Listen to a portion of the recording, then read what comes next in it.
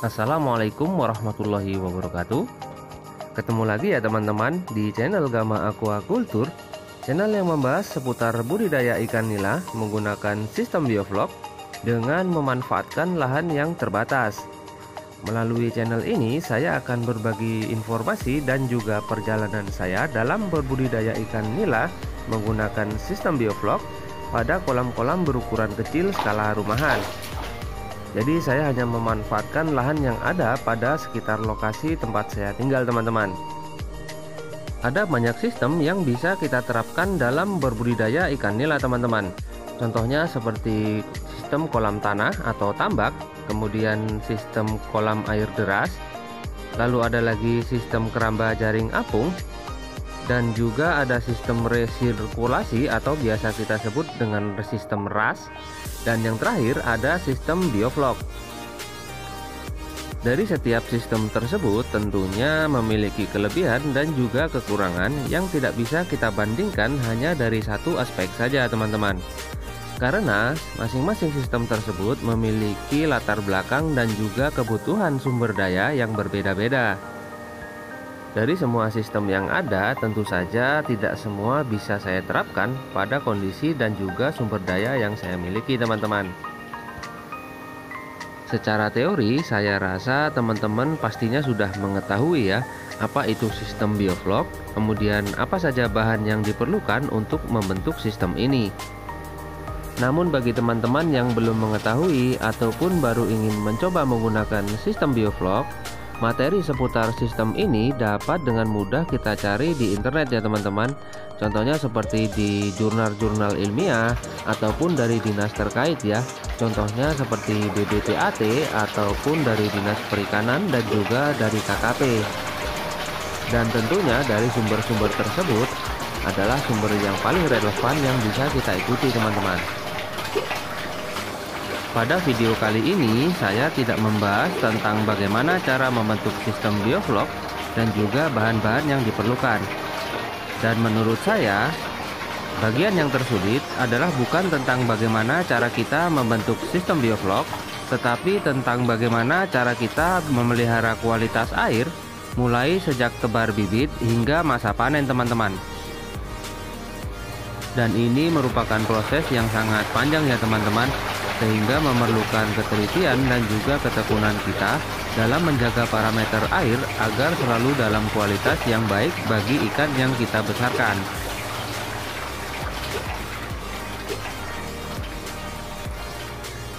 Nah, parameter air dalam budidaya perikanan itu ada banyak sekali teman-teman. Yang pertama ada parameter fisik air, contohnya seperti suhu, kemudian warna air, kemudian kekeruhan, TDS dan juga bau air. Dan yang kedua adalah parameter kimia. Contohnya seperti kadar amonia, kadar nitrit, nitrat, kemudian nilai pH, kadar oksigen atau DO, kemudian salinitas, alkalinitas dan lain-lain teman-teman. Dan yang ketiga adalah parameter biologi. Itu meliputi organisme dan juga mikroorganisme yang ada di dalam air. Contohnya seperti plankton, kemudian bakteri, alga, dan juga ikan itu sendiri teman-teman. Nah, apapun sistem yang ada dalam budidaya perikanan, tujuannya juga sama teman-teman, yaitu menjaga kualitas air agar ikan dapat tumbuh dan berkembang dengan baik. Pada sistem bioflok ini sama sekali tidak menggunakan media filter ya teman-teman. Jadi cara kerjanya adalah menumbuhkan mikroorganisme untuk mengurai limbah organik dan juga anorganik di dalam air. Dan mikroorganisme yang tumbuh di dalam sistem bioflok ini adalah mikroorganisme yang bermanfaat untuk menjaga kualitas air teman-teman. Sehingga dalam sistem bioflok ini ada dua makhluk hidup yang kita rawat teman-teman. Yang pertama adalah ikan itu sendiri dan yang kedua adalah mikroorganisme baik atau probiotik. Dan kedua makhluk hidup ini saling bersimbiosis ya teman-teman, di mana saling menguntungkan antara satu dengan lainnya. Nah, ketika sistem bioflok ini berjalan dengan baik, maka limbah organik dan juga anorganik yang ada di dalam air akan selalu terdaur ulang ya teman-teman, sehingga sangat minim adanya pembuangan air. Nah, karena keduanya adalah makhluk hidup, tentunya perlu kita rawat sesuai dengan kebutuhannya ya teman-teman.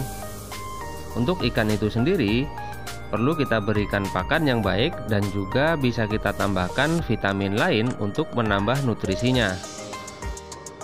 Lalu untuk mikroorganismenya, perlu kita berikan sumber karbon ya teman-teman sebagai asupan makanannya.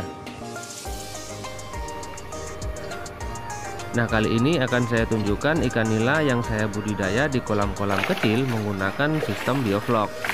Ini adalah nila hitam yang sudah mencapai bobot kurang lebih 150 gram teman-teman, atau 1 kilo isi 6 isi 7 ya, dengan masa pemeliharaan 3 bulan 2 minggu.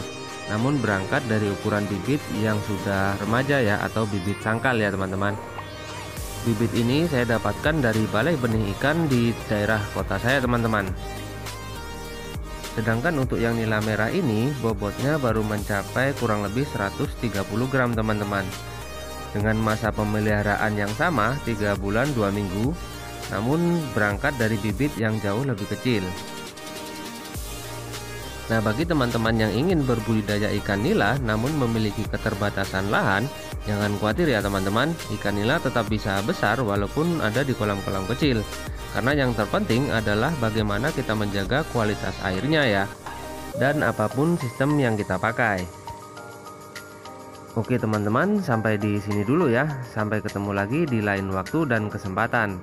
Wassalamualaikum warahmatullahi wabarakatuh.